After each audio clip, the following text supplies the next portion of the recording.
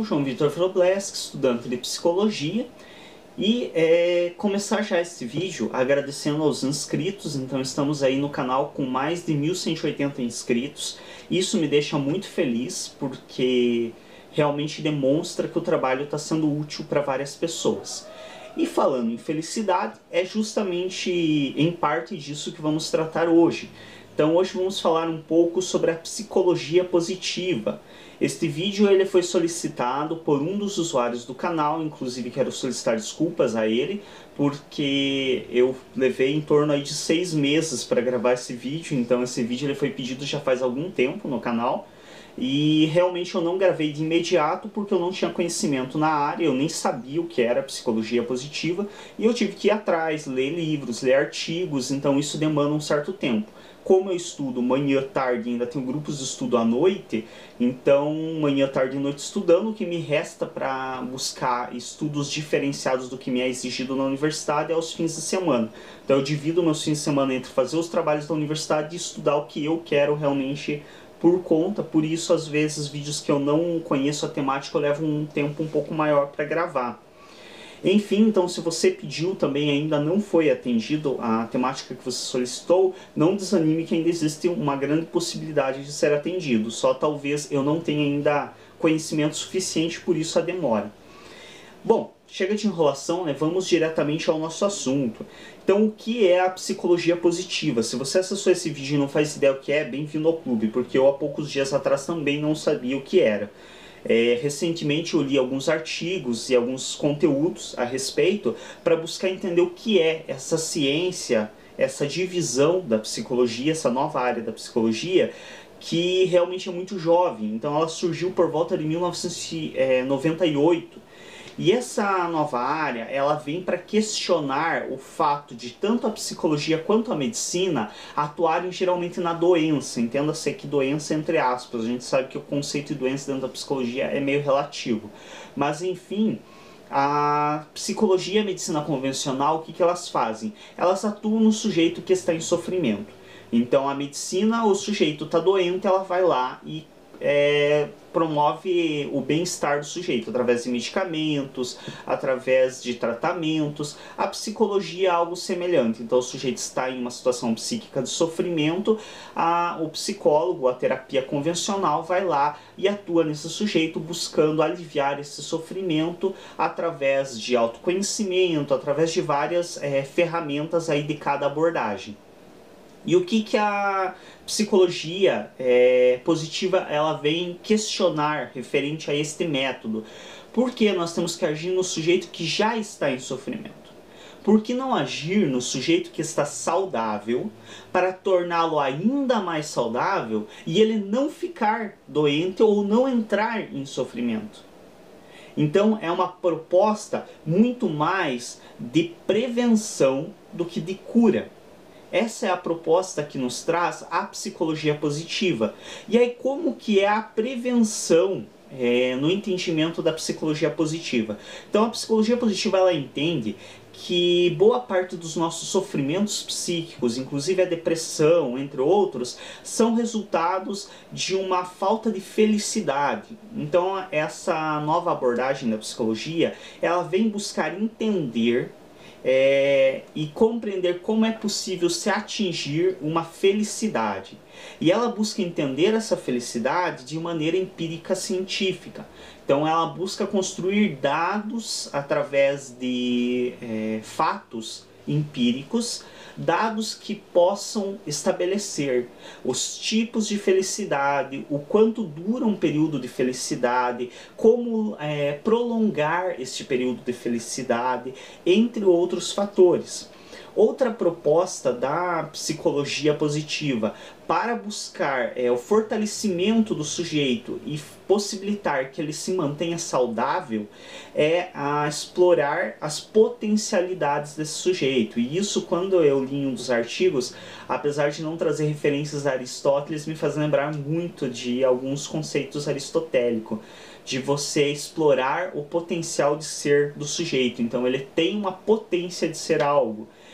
Se ele vai ser ou não, vai depender da forma como ele conduz essa potência.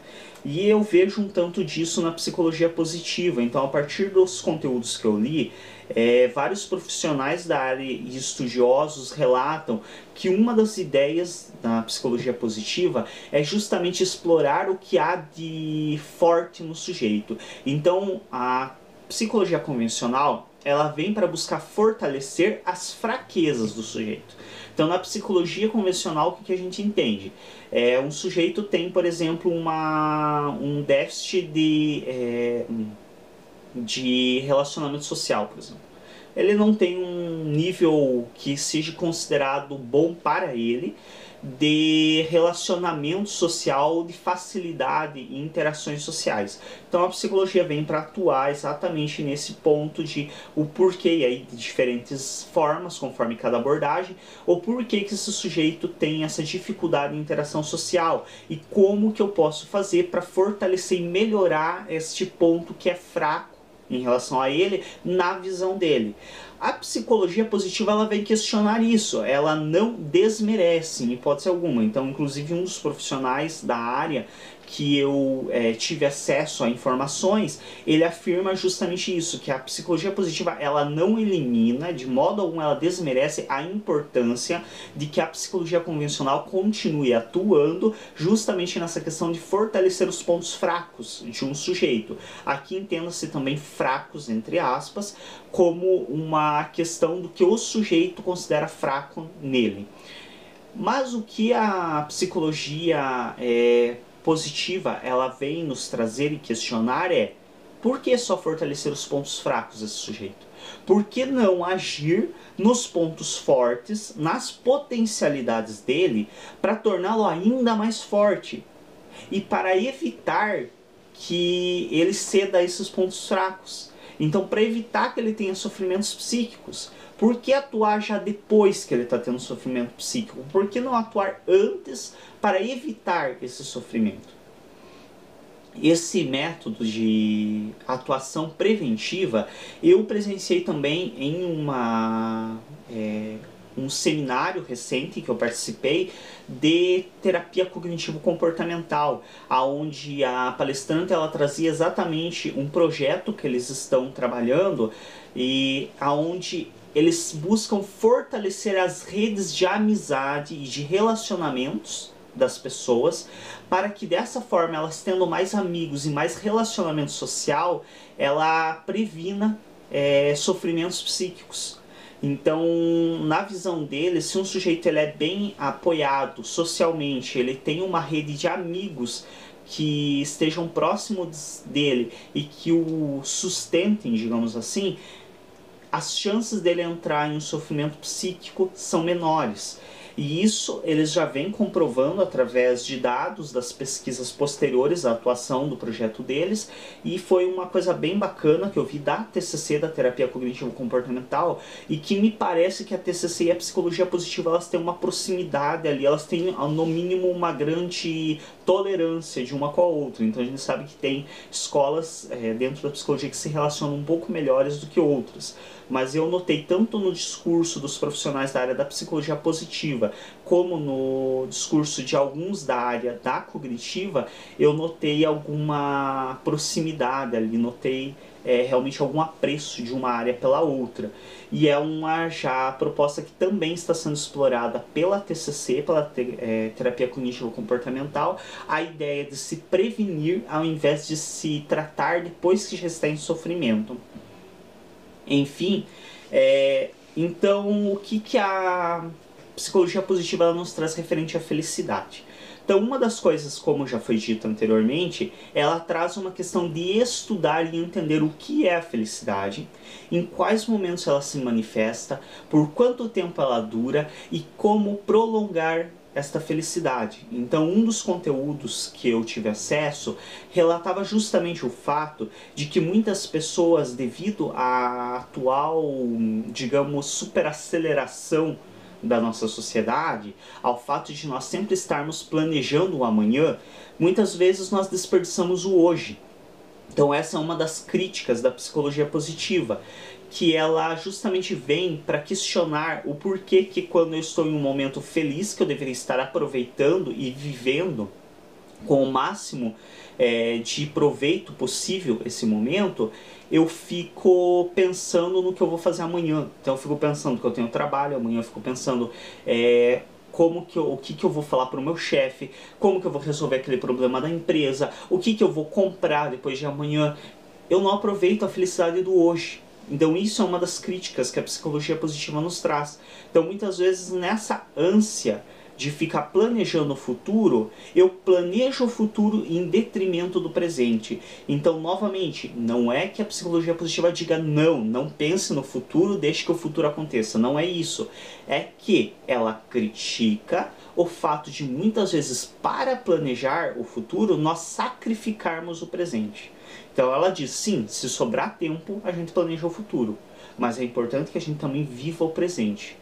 É importante que a gente aproveite os momentos de felicidade do presente, para que nós não fiquemos sempre vivendo o amanhã deixando passar o hoje, porque aí esses momentos de felicidades do hoje nós deixamos passar. Então é a mesma coisa que eu abrir a torneira, saber que a minha água que está escoando ali é uma água limitada, que em determinado momento ela vai acabar, mas ao invés de eu beber essa água, eu fico pensando na sede do amanhã, com a torneira escoando água, porque a felicidade é assim. Quando a felicidade vem, e aí o conceito de felicidade é bem relativo na área geral da psicologia, para a psicologia positiva eles têm sim um próprio conceito de felicidade, eles têm estudos empíricos acerca da felicidade.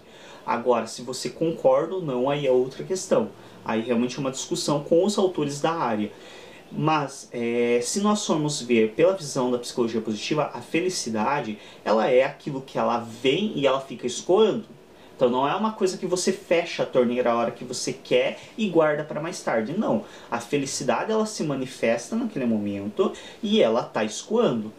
Então, o que a psicologia positiva ela vem criticar? Ao invés de eu ficar pensando na sede da manhã, primeiro eu vou tomar essa água que está escoando, que eu sei que vai acabar logo. Aí depois eu me preocupo, putz, agora eu vou pensar, e como que eu vou planejar pro futuro como eu vou planejar o meu amanhã. Lembrando que essa água que está escoando não sou eu quem controla a abertura e fechamento dessa torneira. A felicidade ela vai passar, você aproveitando ou não. Então a psicologia positiva ela vem criticar, vamos aproveitar essa felicidade no momento, vamos viver esse presente e não desperdiçá-lo pensando no futuro. Primeiro vamos viver o presente e sim, planejar o futuro posteriormente, mas primeiro viver o presente. Por quê? Porque esse planejar o futuro, que a psicologia positiva vem criticar, é que muitas vezes nós nos preocupamos tanto em planejar o amanhã, que nós, além de desperdiçarmos o presente, nós nos tornamos ansiosos, porque nós sempre estamos vivendo no amanhã, então nós sempre queremos que o amanhã chegue, e quando o amanhã chega ele já virou ontem, então nós ficamos meio perdidos nessa questão do tempo, passado, presente e futuro. E outra coisa, além de nos tornarmos ansiosos, quando nós fazemos grandes planos para o futuro e esses planos não se realizam, eles geram altos níveis de frustração. E na visão da psicologia positiva, essa frustração é um dos maiores geradores de depressão. E aí que ela vem entrar com essa crítica. Por que ficarmos planejando tanto o futuro que nós não temos uma certeza de que chegará para nós, em detrimento do nosso presente, nos tornando mais ansiosos e ainda gerando frustrações? Porque aí eu chego no meu futuro, aquilo que eu planejei não se realiza como eu planejei, muitas vezes porque algo que eu deixei passar no hoje já mudou toda aquela questão que tinha para o meu futuro, e aí eu desperdicei meu hoje e o meu amanhã não acontece do jeito que eu quero. E aí os níveis de frustração sobem lá em cima e automaticamente as chances de depressão são altíssimas. Então a psicologia positiva ela trabalha muito também com essa questão da depressão, que me parece, e aqui é uma leitura minha, como eu disse, não sou nenhum especialista na área, ao contrário, recentemente tenho contato com essa área. Na minha visão, parece que para a psicologia positiva, a depressão ela é uma das oposições à felicidade. Então, o sujeito depressivo, a gente sabe que tem uma lógica nisso, o sujeito depressivo não vai ser feliz. Dificilmente, pelo menos pelas experiências que a gente tem empírica ao decorrer da história dos relatos dos pacientes. Eu, pelo menos, não tive acesso até hoje a um relato de um paciente que chegou e disse: ah, eu tô depressivo e eu tô hiper feliz. São duas coisas meio opostas, meio antagônicas. Enfim, bom, o que mais vamos falar referente à questão da psicologia positiva? Um dos principais conceitos assim, da psicologia positiva e que eu considerei bem bacana, e devo confessar que agradeço a pessoa que sugeriu no canal essa temática, porque me foi muito agradável estudar essa temática. Uma das coisas assim, muito interessantes que eu vi da psicologia positiva é que ela afirma que o sujeito que é feliz ele tem menos chances de adoecer. Então, o sujeito que ele está em bem-estar psíquico, as chances dele adoecer são menores. E isso eu creio que seja uma visão geral. Então, todas as abordagens da psicologia têm esse entendimento de que uma pessoa que está em bem-estar psíquico, feliz, tem muito menos chances de surtar, de adoecer, tanto psíquica como fisicamente. Porém, a maioria das abordagens não se preocupa em fortalecer esse sujeito nos seus pontos positivos para que justamente ele evite esse adoecimento. A maioria das abordagens psicológicas se preocupam em tratar o sujeito após ele já ter entrado em sofrimento psíquico. Sabemos que também isso ocorre devido a uma questão histórica e devido também à própria possibilidade. Então é mais difícil você prevenir, porque a prevenção ela é direcionada a todos.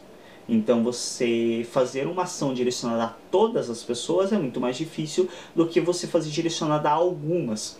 Porém, como nós vemos que atualmente o número de sofrimentos psíquicos vem cada vez crescendo mais, e isso aí, os dados estatísticos nos apresentam isso. Eu pessoalmente não sou tão fã de estatística, mas a área da comportamental, da cognitiva tem por hábito utilizar muitos dados estatísticos, e eles nos trazem informações de que cada vez mais existem pessoas em sofrimento psíquico. Então, atualmente, muitas pessoas, inclusive, se eu não me engano, o dado que essa psicóloga da TCC trouxe no último seminário em qual eu estive presente, é que 1 entre cada 4 pessoas no Brasil sofre de algum tipo de mal-estar psíquico. Então, se a gente for ver, 1 em cada 4 pessoas é um número muito grande. São 25% de pessoas tendo um mal-estar psíquico. Então, como isso vem crescendo de uma maneira alarmante, hoje já está se tornando quase mais viável realmente você fazer um trabalho com toda a população de fortalecimento psíquico dessas pessoas para que elas não sofram, não entrem em sofrimento psíquico, do que você tratar quem já está em sofrimento. Porque a forma de prevenção ela é mais abrangente e ela trabalha de um modo que atua sobre mais sujeitos, enquanto o tratamento direcionado a quem já está em sofrimento, em geral, são tratamentos de 1 para 1. Então, do psicanalista ou do psicólogo, com, perdão, a força do hábito de utilizar o nome da psicanálise, do terapeuta em relação ao paciente. E já os sistemas de prevenção, eles têm como serem utilizados em grupos. Então, de 1 terapeuta ou 2 terapeutas para um grupo de 10, 15, até 20 pessoas. E isso faz com que o atendimento seja mais prático e consiga ser realizado em uma dimensão maior. Então, é uma das possibilidades.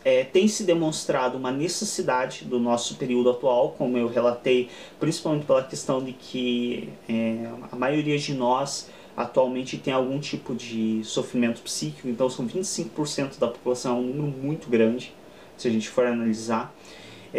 Para estar tendo uma noção disso, basta que puxemos na nossa cabeça dos nossos familiares, das pessoas próximas de nós, quem já fez algum tipo de tratamento, acompanhamento psicológico, e quem que já nos relatou está passando por um período de depressão ou está passando por algum tipo de transtorno.